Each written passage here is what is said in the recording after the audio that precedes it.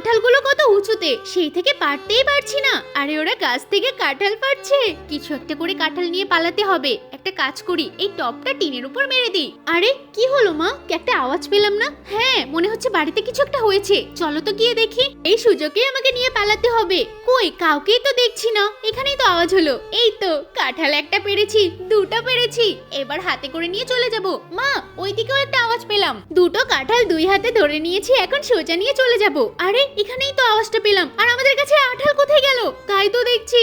এই একটা কোপ মেরে দিয়েছি, কাঁঠাল দুই টুকরো হয়ে গেছে। এবার ভালো করে ছাড়িয়ে নিলাম। এবার আমি এখানে বসিয়ে দেব।